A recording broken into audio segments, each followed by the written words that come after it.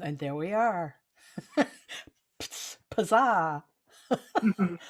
Welcome back, friends. We are here for episode, I believe it's either 16 or 17. Dawn is going to learn to count when she turns 70. Um, and today's episode is super exciting and a topic many people don't want to talk about, but what are the statistics? We have, as a woman, do you know what they are, Marcella? What the statistics of what?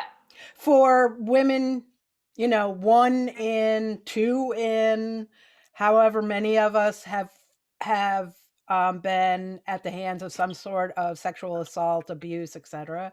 I think it's 1 in 4 for sexual Okay. assault for women, and for trauma, I think across the board, 100%. We're all Yeah. completely traumatized. Yeah. Okay. Absolutely. Um, Absolutely. Wow. I just got goosebumps because now I just had so many memories pop up that I Mhm. don't even consider in my box of the things that affected me as far as sexual abuse or trauma. All righty. That's another conversation for another day, maybe. So, anywho, um, I will let you introduce yourself, ma'am. Absolutely. Dawn, I'm so excited to be able to have this conversation with you. I'm Marcella Hammer. I am a human being on planet Earth, just like you. And so right now, I am the resident unicorn at Palette. That is an actual job title for an actual professional adult, which is me. And so I work at Palette, which is a community co working space and really just the most badass community. And I create programming, I create community, I sprinkle magic wherever I go, I solve problems. I am a strategic thinker. I love leadership and all of that fun stuff. So, like big picture stuff. And I'm also a secret artist. I'm a writer and a poet and have owned businesses before. And just like every woman, we have these complicated existences. It's like hard to sum up in a summary. I'm like, okay, I'm a professional unicorn. I'm a witch. I'm an optimist. I like adventure and jokes. That's me. I love jokes. Oh, man. Yeah. I don't know how people get through life without a sense of humor. I really Oh my don't. gosh. I think they are just grumpy. They are totally grumpy, totally grumpy. So now we're talking about an event that happened in your life um, around sexual violence and assault. So for me, I was very lucky in that it wasn't a sexual assault, but it was extremely violent. And what's so interesting, Don, too, is that I don't even know if we ever talked about when exactly this event happened to me, but your instincts are right on because Valentine's Day is the anniversary of Oh, wow, my. wow. Because why not? Yeah, Um, like who got up that day and decided, oh, what are we going to do? Oh, let's just wreak some violence on some woman for yeah, Valentine's Day because we hate ourselves. I can't get a date, so let me just ruin someone's life and try to murder them. Evidently. So essentially, what happened to me, I was in my early 20s. It was 2002. And I was living in Boston on the Cambridge side of the realm. And it was Valentine's Day night, about 9 o'clock. I had burrito dinner with some of my friends downtown. And I took a train home and I was walking on a bike path back to my apartment. And I was followed by two young men and they attacked me and stabbed me, and I didn't die. So that's like the short version of it. What is kind of interesting about it is all of it. You know what I mean? Like Yeah. I can tell the story in so many different ways. Like there's the short way, and then there's the long way, and then there's the emotional way. And I think that that is something so common for women who've been through a traumatic event, aka all of us, that there isn't just one way to tell the story. There's that short version. There's the version where I was walking home and I was on Mass Ave and I realized there were two men walking behind me, like a decent distance.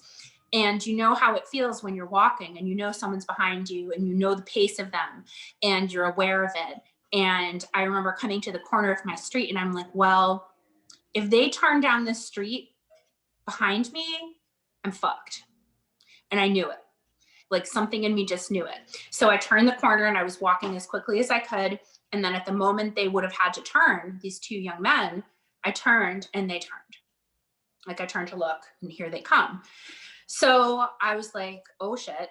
I ran to my house, which was like maybe 50 yards away, and got to my front porch and I had my key in the lock to get in, and they caught me. So it was two young men. They wrestled with me and like fought with me, and I was stabbed 3 times, and they like stabbed me and twisted the knife. Oh my And God. it was like very dramatic. And I remember I was screaming for help. It was really scary, but also in the moment, I'm like, who the fuck do you think you are? You're coming after me. I'm 5'10". Like the audacity of you young men. Um, and it was just like, I couldn't believe it was happening. Did they So say anything? nothing, nothing. They just, one of them like pushed against me and started stabbing me. The other one grabbed at my purse, which had a scarf in it and 2 books because I was like poor. I was going to say it. Yeah, early 20s, You know, you're a college I girl, didn't have right? a cell Maybe. phone. I'm like, I'm like, yeah, have fun with that 20 bucks you got in my old Navy purse, sir.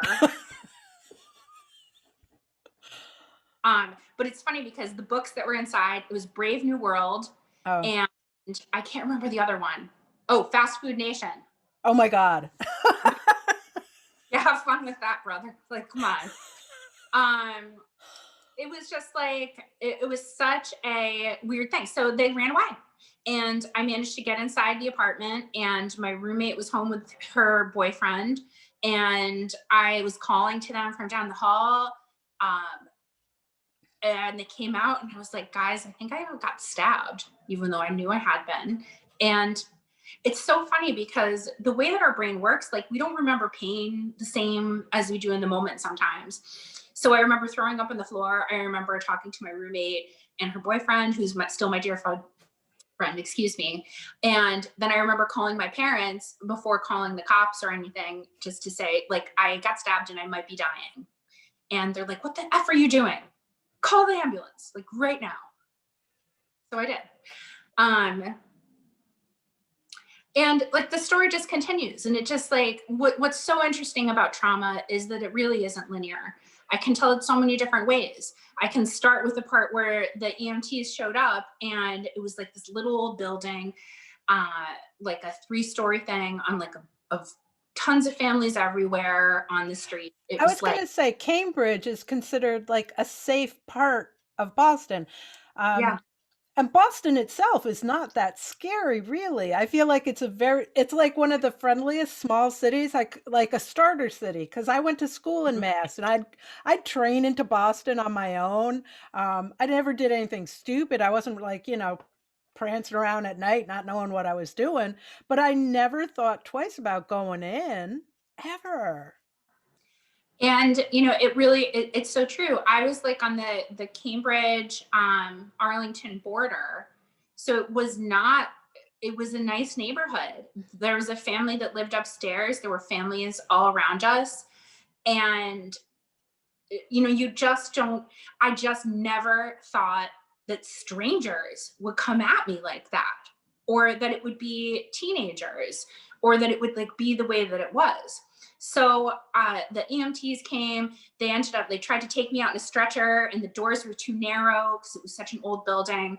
And I'm like, listen, stop effing around. Just let me walk. Like, I'm fine. Stop babying me. I can walk out of this place on my own. And Not they were dead yet. like, I remember they carried me out in like a hardback chair, and I was like, this is so embarrassing. I'm like, just let me walk. It's bad enough.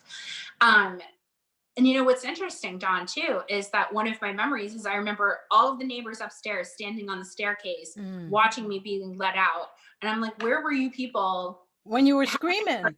when I was like yelling for you? And same thing with all the neighborhood, like all of a sudden everyone's there. But when someone's screaming for help, where is everybody? And I hate to like make a metaphor out of a molehill there, but like for me, it was a pretty large defining moment where, sometimes when you scream for help, you're not going to get the help that you think you need. Right.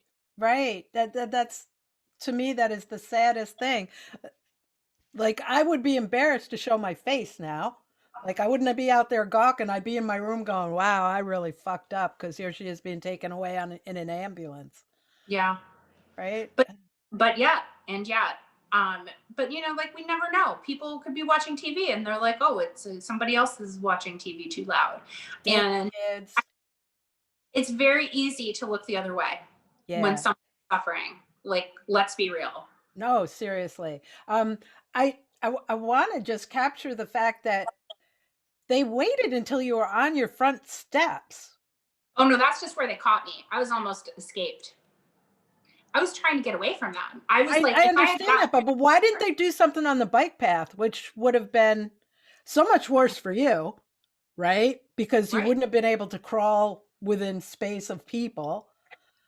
Could have had a whole different outcome. I'm just amazed that it took them that long to act. Like, I know. I have no idea.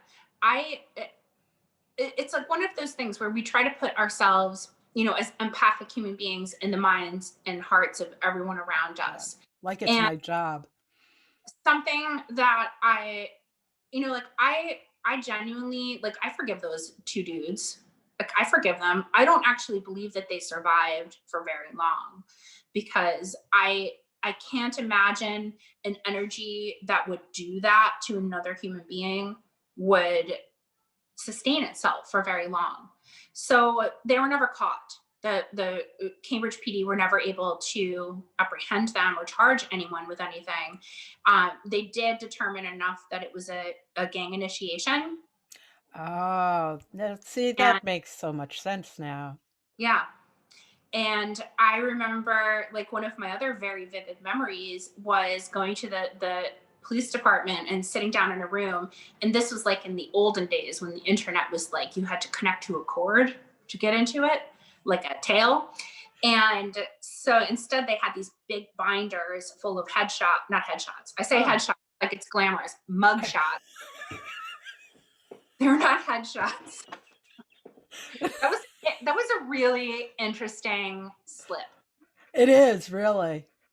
It is really because I feel like I would have done the same thing. Like, what is it about us as women that we always want to make things pretty? Like, seriously. I don't even know what that was, but that was amazing. I'm just gonna take that gift. But what was so interesting, so they gave me all of these, like all I knew it was like a general sense of what they looked like. And I have incredible facial recognition skills. I always remember people's names. I tend to know the exact spot on the planet that I saw them and their name and then an important detail about them and probably their kid's name or their dog's name on top of it. And what's so interesting is that like memory is wild.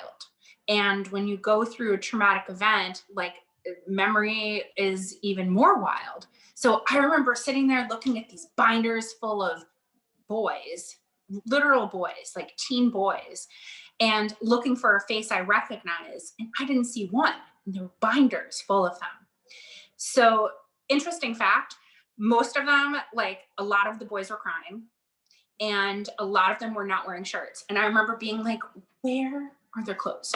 Like, you're crying, you've got no shirt. I mean, I would be crying too if I were getting arrested. But it was just like what I remember most isn't any frustration around not seeing who did it or not knowing that the people who did it to me would be caught, but just like looking at all of these boys and being like, this is terrible. They're crying. They don't have their shirts on. Like, what brought them to this point? That brought me to this point? That brought like all of us into this point in time in the universe? That I'm sitting here looking at mugshots for people who tried to kill me that'll never be caught. That I know will never be caught. It's just completely crazy. It is completely crazy. And I adore the thought process around it because I feel like that's something we have in common is that kind of a thought process. Because I would have left there going, how can I help? How can I help them? Like, what's going on that there's binders full of these boys, right? Like, what did they actually do? And again, like, why? Where are their shirts? They couldn't all have been arrested on July 15th, Mm-hmm. where it's super hot. Maybe they didn't want to wear a shirt. It was a profound moment. The memory thing itself is something that I really struggle with. So, something that happens in trauma a lot that I'm quite certain, you've all experienced, like everyone's experienced, is that when you go through a traumatic event, you don't necessarily remember things the way that they were. Like I was talking about, like you don't necessarily remember everything in a linear way. It's like a line and then a circle around the line, and then you swirl back, and then it comes back. Um, and I remember very vividly when they were stabbing me, I looked down. And so one of them is in my left side, and the twist of the knife is so gross. And I remember looking down as the knife was going into me, and I saw my letter opener from work. I was working in an office job. And I looked down, and my brain substituted this object that I was familiar with for the object that I was not familiar with that was causing me harm. And I can tell you, I saw a letter opener. I know it was not that. And it really is just so interesting. That's like one of the moments that I have a very specific way of kind of pulling apart and parsing through that. Like I know that what I remember might not be real and might not be perfectly accurate, and may just be some sort of shadow or protection that my brain created to allow me to survive that moment. It's wild.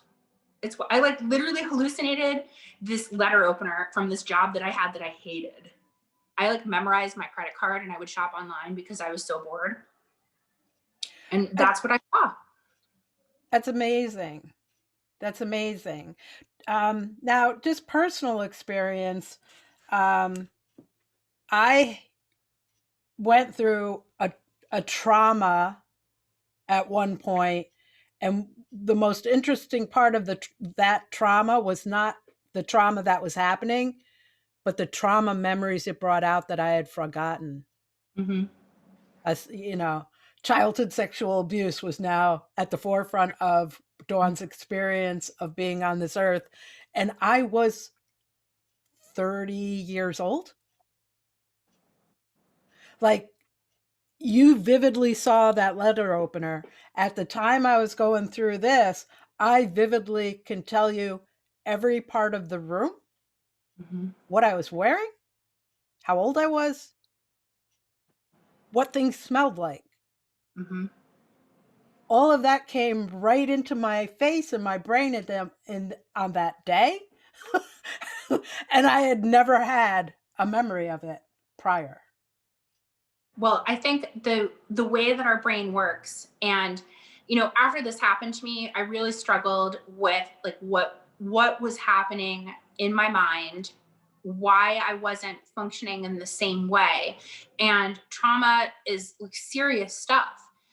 The way that the brain recovers from trauma is that it tries to protect us sometimes from the hardest parts of it. And I remember in one of the books I read, like I read so many books about the PTSD, and what was so challenging for me is that I couldn't find anyone's experience that mirrored my own perfectly or even close.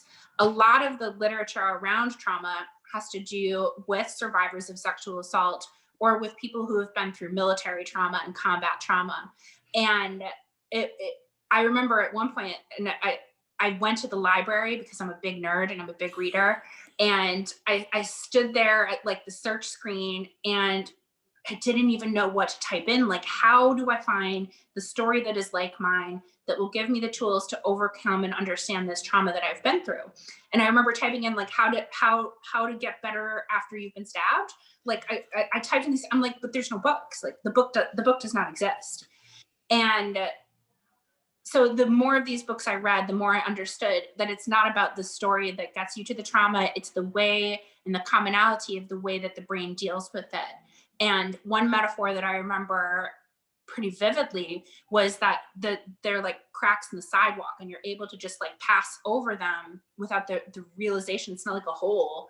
Your brain just like makes it safe for you to pass through it. And the challenge is that, like you said, when the memories come flooding back and the reality of a situation is released, that's what's scary. And that's what causes panic attacks. That's what causes like these regressive feelings of trauma. it's really hard. It's really hard. It is. And I think that the only way that we can soften the blow for other people, because like you said, everybody's experience is different and what's documented still is not covering enough things, is to tell our stories. Absolutely. Because when people can hear our stories and then they find someone that they can relate to, then they don't feel like they're in the soup all alone. Because that's trauma on top of trauma, feeling like you're completely isolated and your trauma doesn't count because it doesn't Mhm. fit somewhere, is tragic. It is. And there's also this element, I think, of us as women and as people who have been through a trauma that, like, I think about what happened to me and I'm like, oh, that's not even bad compared to, that's Yes, nothing compared to, correct. and is that a survival mechanism? Is that part of how we deal with it? um, but I really love that you mentioned that telling the story is what brings the healing. Me telling this story every time, like, I still get nervous. I still, like, have moments of, what am I talking about, like, what is this tangent, and I just went on, like, pull myself back, because it's difficult to be linear. It's difficult to be logical and to tell it in a logical way. Right. But I very much remember the first person who approached me with their story after this happened to me. And I was working in the Boston Public Schools building for a development foundation. And I was in such a haze. And I remember this woman I'd never met, and I don't even remember what her name is or what she looked like. She came up to me like between the cubicles, and she said, "I heard what happened to you." And something like that happened to me. My husband stabbed me 27 times or something like that. And she's like, "It's going to be okay. Like, you'll get better from this."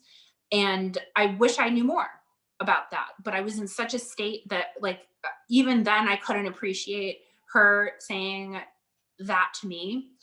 Years later, when I had moved back to Saratoga, a good friend of mine went through a really awful situation where she was kidnapped and, like, was about to be murdered and managed to escape. And I remember having the conversation with her and, like, sharing my trauma with her.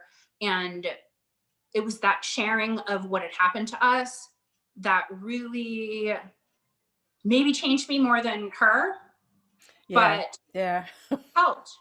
I will tell you another thing, Dawn, that I do, and it's because it's coming up this weekend. Valentine's Day is my life day. I call it my life day because it's the day I survived. And this is something that I shared with the young woman that I was just speaking about, that, like, instead of celebrating the trauma of that day, I celebrated it as, like, my life day. It's so wild because people who have been through great trauma, we find each other. Like, we found each other. Me and, like, so many people find me. I'm drawn to people who Yeah, have. it's like you can recognize behind the face and behind the life. Yeah, absolutely. Absolutely. And it's not cognitive, I don't think at all. I think it's very visceral. It's Mhm, very whatever, let's talk about magic. mhm. Yes. It is kind of magic. Like, is that the gift that we get from the survival of it? Is this ability to sense in others who have overcome something great and terrible, and to quietly band together in healing? I don't know. Yeah, that's a good question. Almost like when you lose one of your senses, the other ones get heightened. I wonder if that's I wonder if that's a thing. Like when you've been violated so badly that the your sense for other people who have been through and have carry that with them, maybe your feelers for that are heightened. I think it must be. I definitely have witch powers. Like, let's just put it Yeah, that. Maybe that's when they came about. yeah, maybe, I maybe. Um, but so how do you then? Because how many years ago was that now? I Ish. would. It was 2002. Okay. Oh, okay. So how did life progress for you? How did you not So I entitled this episode, what happens to us is not who we are, Mhm. right? Because life would be so much more exhausting than it already is if that's how we tried to play it as just so exhausting. So tell me like the journey of that a little bit. Um, it's so wild because it's been so long, but the emotions and feelings of it, like I can connect to. It's like watching a movie. Like you can always watch the same movie, and like you get the same emotion and the same like ebb and flow of how it progresses. After it happened, I grew up riding horses, and so I was like, I am going to get back on this horse. I'm going to go live in this apartment again. I am not letting this chase me away from the future that I wanted, even though I hated my job at the time, and I was like a college graduate working in a field that I hated because I didn't want to work in another field that I had planned to work in that I hated, and so I just tried to fight through it. Except I wasn't sleeping, and the therapist that I was going to, I didn't really like click with. And every time I came home, I had to walk past the spot where I'd been attacked. And my pure stubbornness and grit, I was like, I don't care. I got to get back up on this horse. And so I forced myself to confront it for about 6 or 7 months. And then I was like, you know what? I'm coming back to New York. I give up. So I came back to New York. While I was in Boston, I remember I couldn't sleep with the lights off. I was genuinely afraid that there were monsters. That I was genuinely convinced of like potential danger in places where it didn't exist, like literally the dark. Like wasn't even ghosts in that apartment. I don't know what I was so afraid of. And I remember watching the same movie over and over again because then I could control how I felt. It was by putting myself in this cycle. I watched that movie Almost Famous like way too many times. Because for me, like I knew how I would feel when it was beginning and middle and ending. So I could be there. Um After I came back to New York, I like really struggled. I really struggled. And I almost feel like I didn't get through it for a really long time. I remember after it happened, it's like when you go through a traumatic event, like losing a family member or a child, or going through an attack or an assault. I felt like everyone could see it on me, and so I'd be like, "Oh, so did you hear I got stabbed? What's up? Did you hear this?" Like that was my inclination because you just want to get rid of it because otherwise it's like sitting there, like you can't talk about it, and I wanted to just like get it out there. At the same time, I felt so plagued by the guilt that like why didn't I get hurt worse than I was? Like I was stabbed 3 times, they twisted the knife in me, like definitely weren't playing games, but every organ was missed. It was just wounds. It was just like these wounds. So you can't even be traumatized correctly? Is that what I you're know, telling right? me? You didn't Like get I that wasn't. right? Exactly. Like I couldn't even, like I was such an asshole. I couldn't even be attacked and traumatized properly. Like I couldn't even be attempted murder in the right way. Like what is that, Dawn? What is Yeah. that emotion? Yeah. Well, that's being really hard on yourself because then you should be able to just get over it because it wasn't that bad. You didn't, right? Is that what it is? Right? Like how could I be so traumatized when it wasn't even bad enough to like nick an organ? Yeah. I can All remember when just wounds. I can equate and I can relate to that because, like, when my husband died, so many people were like, "Oh, this is so tragic. I'm so sorry this happened to you." My first response was always, "This is not tragic. Oh, there are very big tragic things that happen all the time. There are people in, like Bosnia who are dying on the streets. One day they're there, one day they're not. Women are losing their husbands overseas in war. They're coming back with, missing limbs. And I had this laundry list of things that were way more tragic than me waking up 8 weeks down the road and having a dead husband from diagnosis. I was like, this, people die every day. This is not a tragic one. I know. Like, what are we doing to ourselves? And it's not just us. This is a very universal response to trauma. And I kind of had an aha moment about this actually yesterday. I am listening to this Oprah audiobook that I borrowed from the public library. And it's a lot of wisdom that she's kind of accumulated together from other people. And I can't even remember who said the quote or what it was related to, but it had to do with a support system.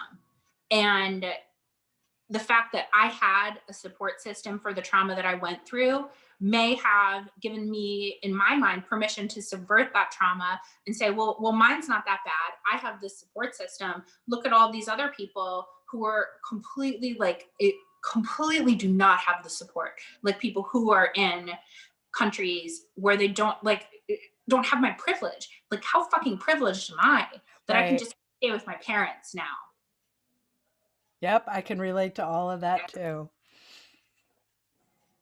I'll be It's fine. Look at me. I have a house. I have money in the bank. I'll be taken care of. You don't have to worry about me. I'm fine. Yeah. it's completely wild.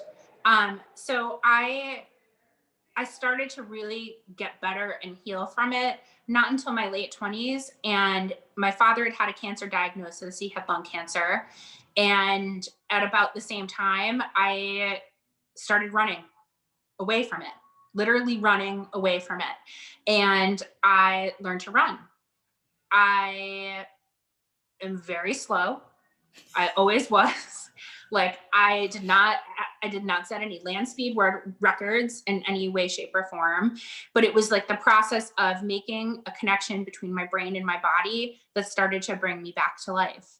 And it changed who I was. It changed how I related to myself and to my trauma, because I don't even know how to explain it. You can talk to actual runners, like people who do it all the time and are able to continue. Like I had too many injuries and I'm really good at making excuses for why I can't run anymore. So I don't. But it was something about that mind body connection that allowed me to start to heal. And it was Yep. also writing the story of what happened to me over and over again. Like I am a writer. I was like, okay, this happened to me. I need to write a book about it. I need to write the book that I needed to read when this happened to me. And I tried over and over and over again, and it just, nothing was right. Nothing felt right. Nothing was true enough. And then I tried to write it in fiction form, and it wasn't right, and nothing felt true enough, and nothing felt honest enough. And then more traumas happened, because this is life. My father passed away in 2013. I went through the trauma of that. My mom had a Parkinson's diagnosis. Like life goes on, life continues. And the defining trauma of my life stopped being the moment I was attacked when I was in my 20s. It really just keeps evolving. I feel very privileged and very lucky. How fucked up is that I've had so much more trauma after that? So I don't have to have just this one really horrible thing that happened to me. I will say that I had an incident happen in, I guess it was 2017, that really activated a lot of what I had pushed down about this attack and this trauma. And I had gone to Atlanta for a relative's wedding. And it was the morning after the wedding, 9 o'clock. We were going to, my sister and her then fiance, now husband, and I were walking to brunch from like one hotel to another. Beautiful sunny day in Atlanta. I love Atlanta. I was so happy to be there. I was not working. I was like on a break. And I don't know if you've ever been to the South, but they make these things called cheese grits. And I was literally going, so excited to have brunch with cheese grits. So happy.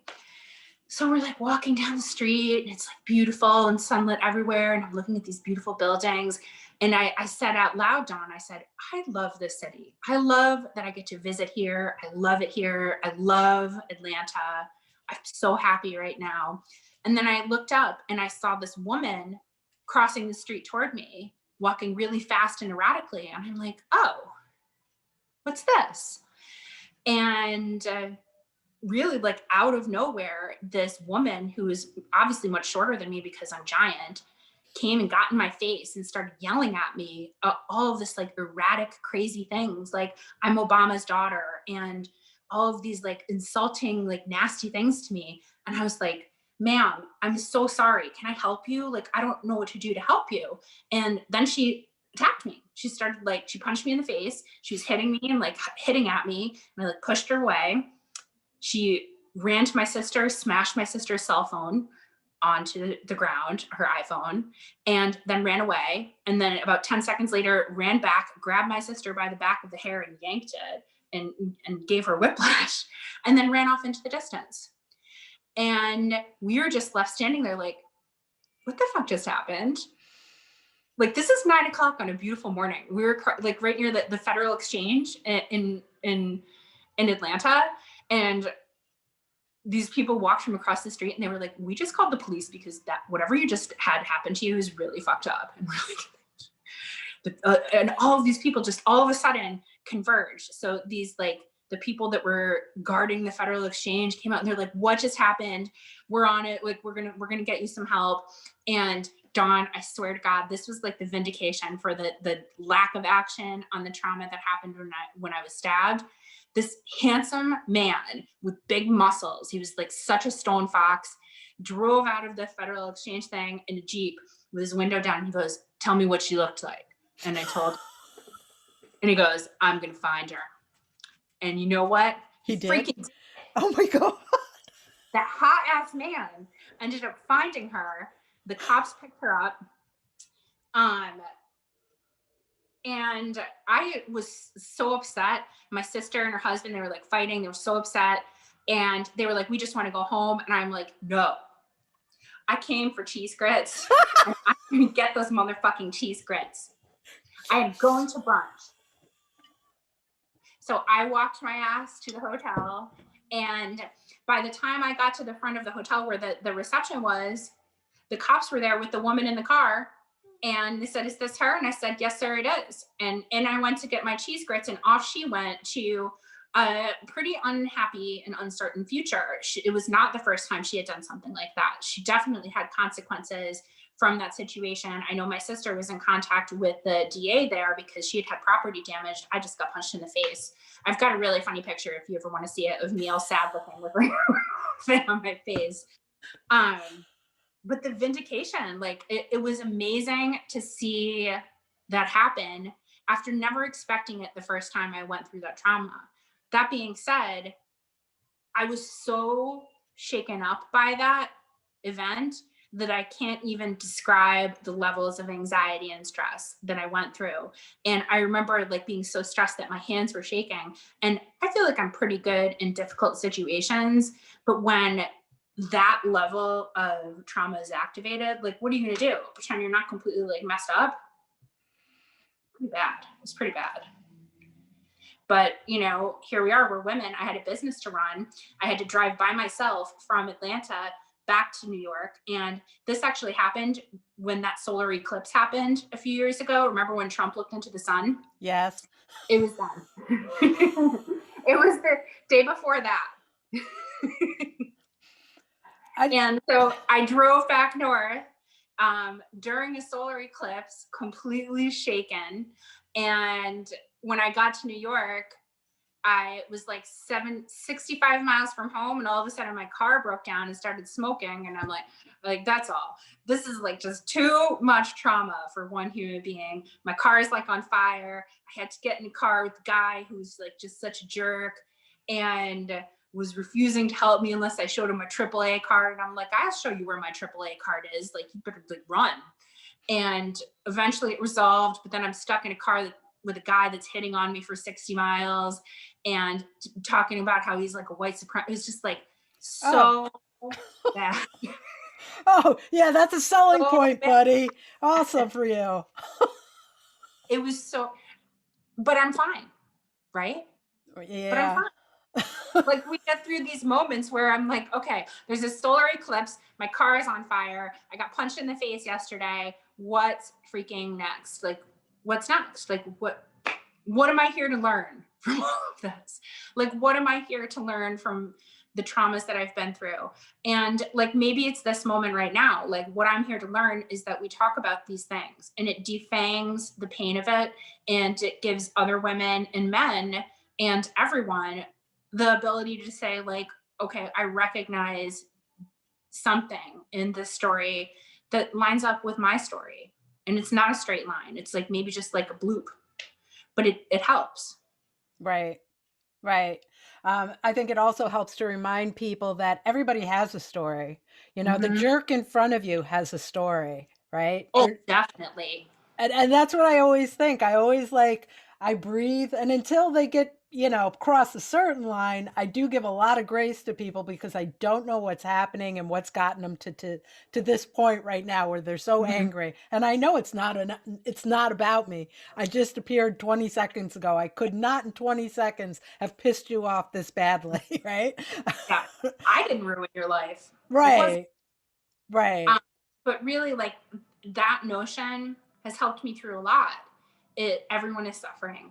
Everyone is suffering. Is that like a Buddha thing? Everyone is I suffering. don't know, but we all are. And the people who scare me the most are the ones who tell me that, no, I don't have anything like that in my life. And I go, oh my God, you are in such deep denial. Because I can't believe that any one person on this earth gets through it unscathed in some horrible way, whether it be mentally, physically, whatever. Bless them for their ability to keep that wall up, because it's I not going to stay guess. up forever. And that I hope that they have someone like you around them when it does come crashing down, because everyone's been through the shit.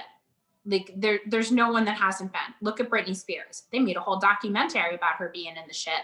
Just came out.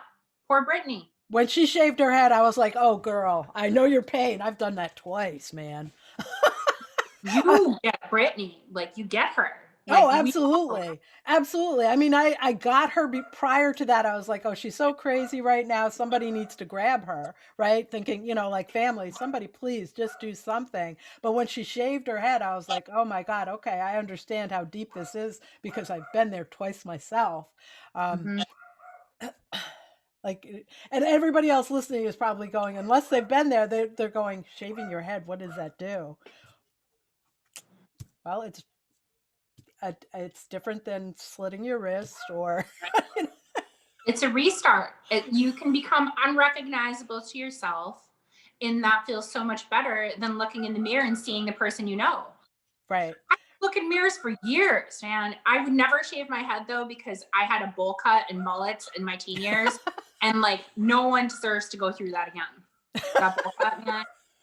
Bowl cuts. Oh, Oh, I'll show you that picture, Dawn. It is so bad. awesome. Awesome. So, what is your best advice or any advice, not your best advice, what advice comes to head today that you can give somebody who's struggling with the how do I show up? How can I possibly, you know, drive my car to Broadway in Saratoga Springs and walk down Broadway alone? How can I do that? Um, I would say you're not alone. You're not alone. You're not.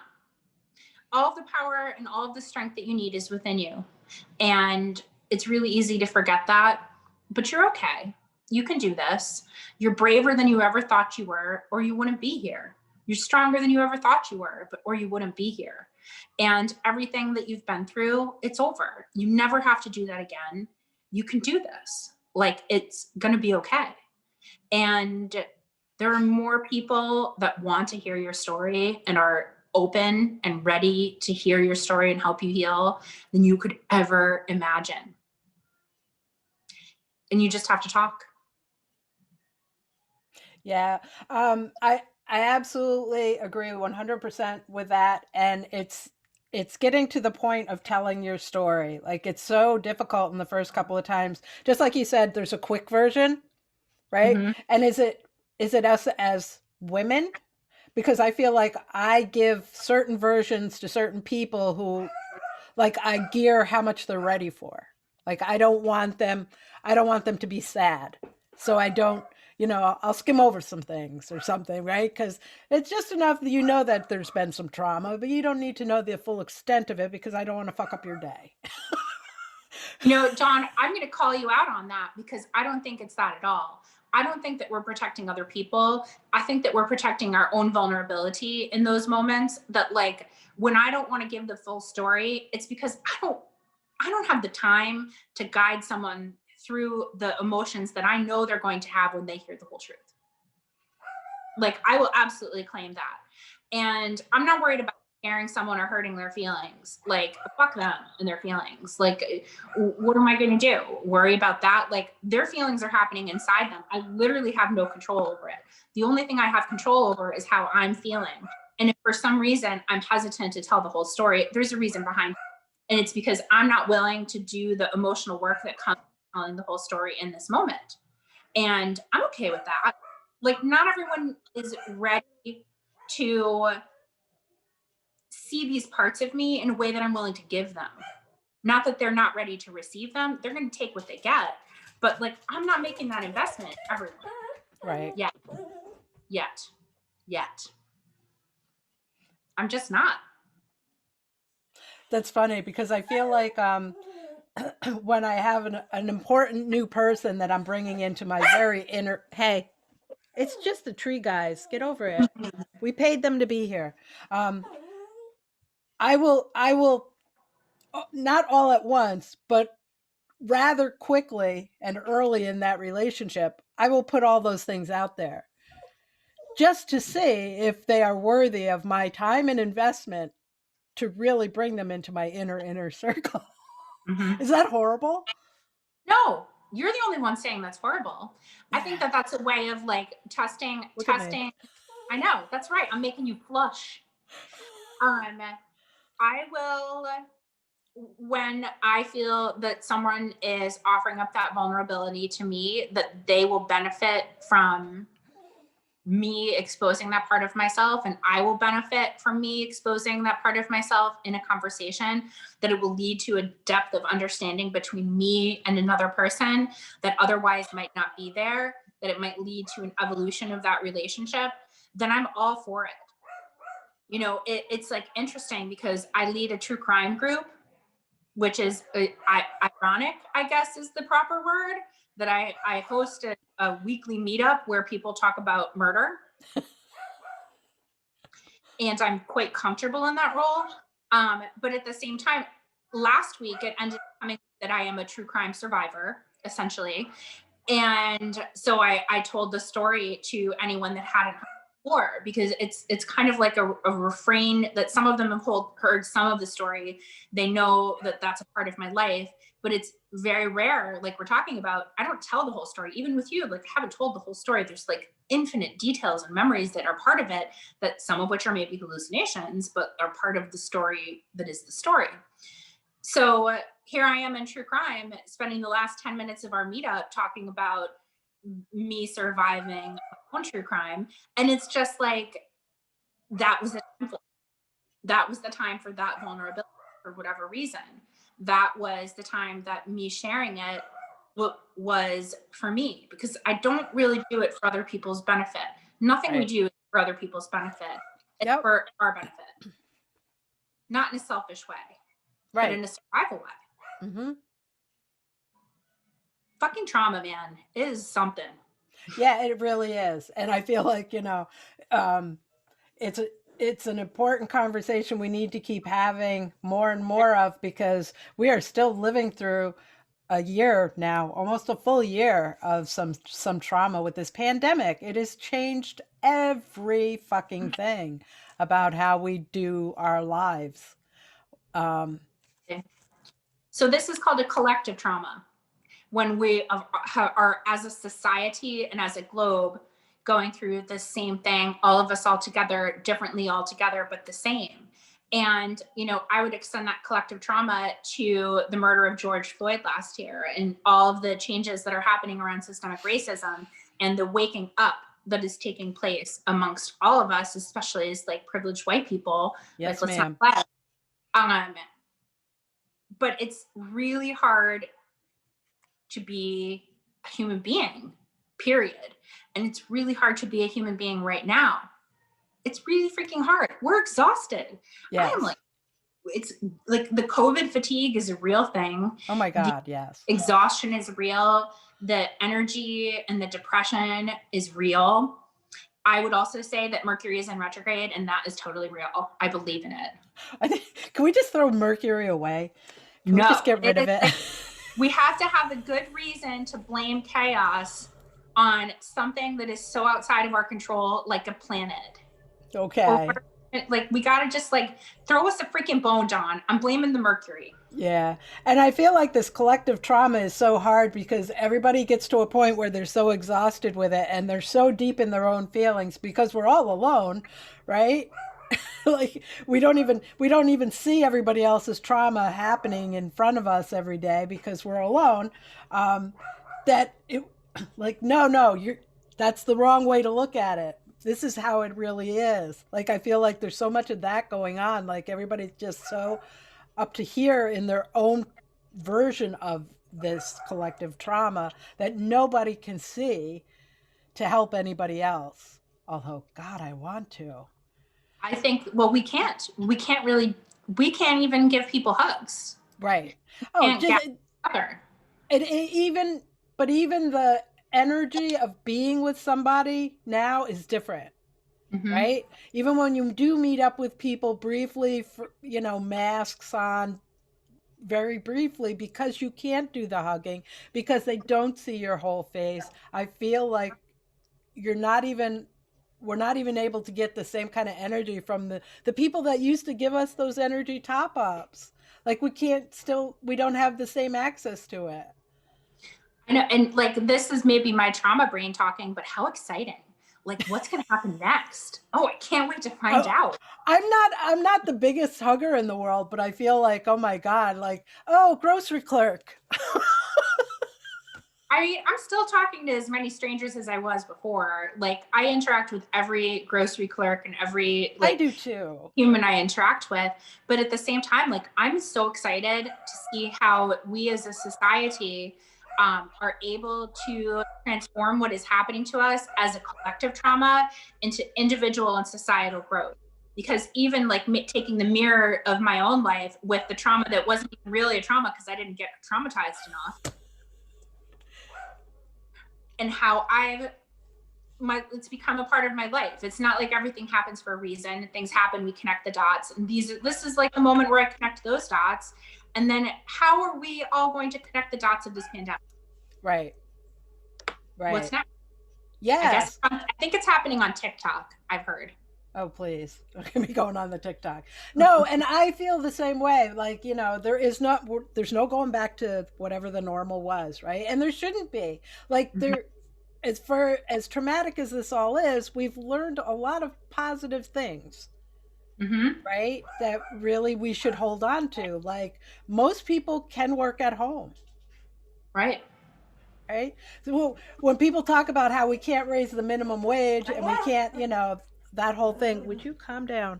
Um, they're How can they say that now since most of us can work at home? So the overhead is, Mhm. hey, come on, there's got to be some whatever. Listen, all of a sudden everyone wears masks now. This is life. Like, we are able to do these great shifts in our public behavior, our private behavior, the way that we all see the world, the way we interact with each other and the world around us. And, just like I can't get unstabbed, we can't unpandemic ourselves. Like, Right. this is going to change the way we interact with ourselves, with society at large, with each other. And like, I really am not fucking around. Like, I'm excited to see how this changes us, how Right. this changes the workforce, how this changes jobs, how this changes the Education. economy and the spirituality and education. And I'm really hoping for a big level up. Yeah. Yeah, me too. Me too. Me too. Keep telling me how it's going to happen though because I get down on the collective. Um, it's because you're on Twitter. Get off the Twitter. No, I'm kidding. I, if you need a reminder that it's going to get better, just go for a walk in the woods, take a deep breath, listen to some Oprah. Like, there is a lot of positivity in the world. There's a lot of noise, but there's a lot of truth and beauty out there. It just gets overwhelming sometimes. Yes, it does. Sometimes times a day. Yes. And that's when I do deep breathing, and I have my energy work exercises for my healer, Helene. She's amazing. She taught me well. And like, you find the things that give yourself comfort and get you through the moment. And, the advice that I've been getting from Helene and from Karen Carey, who is my coach, is to be gentle with myself. And, like, oh, your dog agrees. Your dog is like, yeah, girl, preach. Hey, we asked them to be here. Can you please be quiet, Remy? Talk about PTSD. He has it. And I'm not even kidding. I'm not even kidding. He's 15 years old, and a certain word or a certain tone can put Oh, him into such a mess. Such a poor baby. mess. It is sad. I lost my train of thought. Gosh darn it, dog.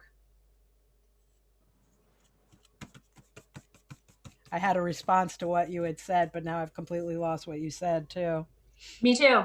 There we Mm, go. yeah. So I guess that's a good time to wrap up then.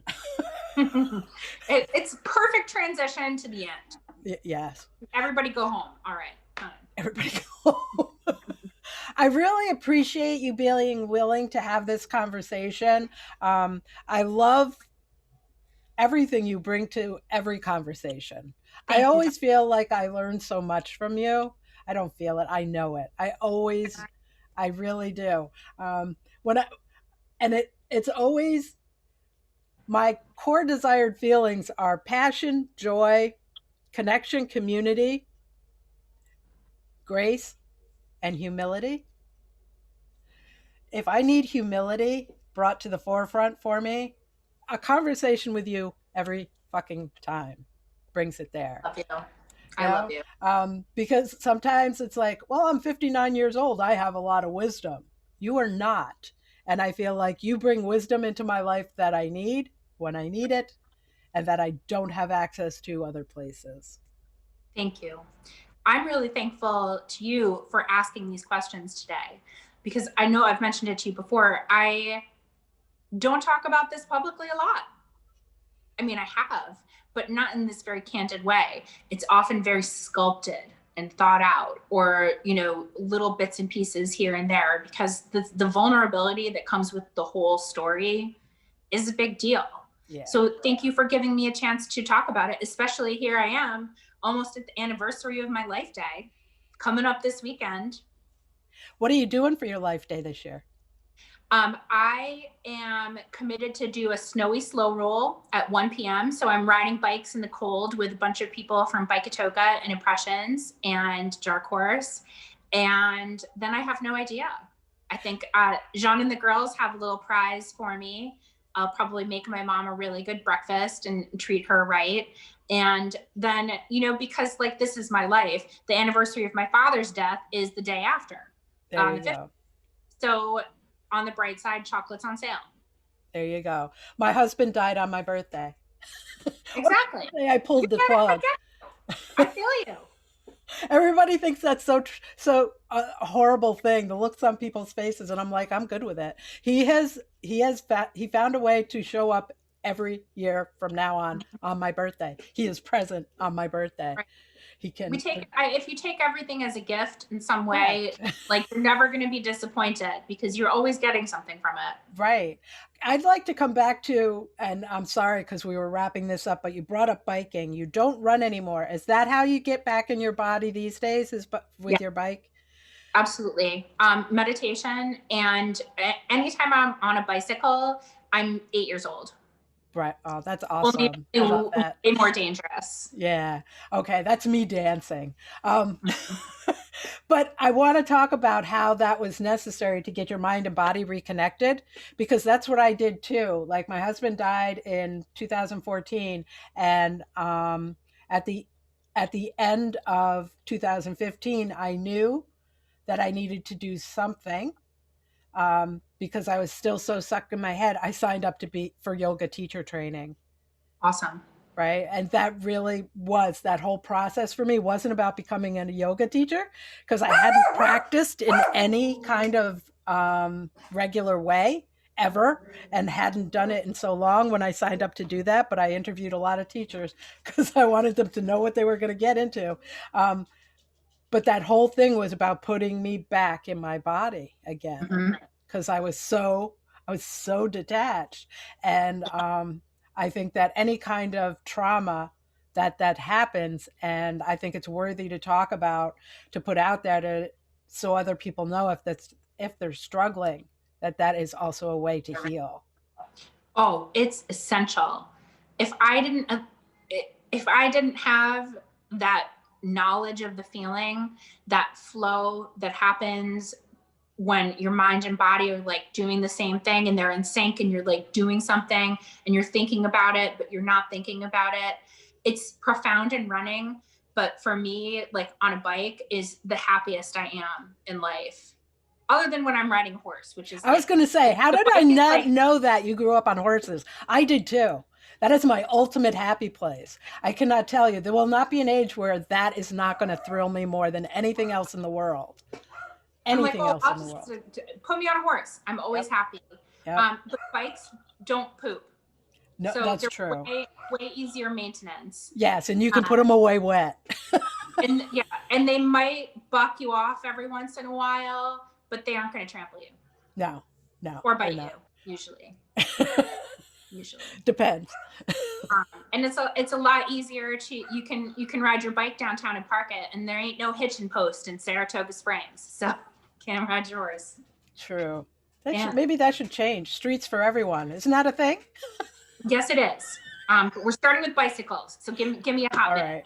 right. Okay. Um, yeah, but no, I'm glad you asked about that. Like bikes are the best. It's the best. It's the best feeling. And I hate winter. I can't wait till it's over so I can ride my bike more. Yeah. My other bike. Yeah. Okay. Well, I thank you. And if anybody wants to get in touch with Marcella and you can't find her yourself, please, I will hook you up. Anything you need from her. She's a wonderful, wonderful resource of all the things. You really are a magical unicorn, ma'am. Thank you. Thank you. Yeah. Have a From one really, to another, you what's are that? too. You're a unicorn too. Look at those sparkles on your neck. You don't like show up in that kind of jewelry and not be a magical creature. Love my fake jewels. They're my thing. Anyhow, thank you so much, really, You, deeply. Thank Dawn. you. Sending you so much love. I love you so much I love you too. for this conversation. I'm so sad I can't hug you right now. Have a really great rest of your day, Thank you. and I And will this. talk. Yes, I will talk to you soon, ma'am. All right. Thank you, sweetheart. You're Bye, the best. friends. Bye.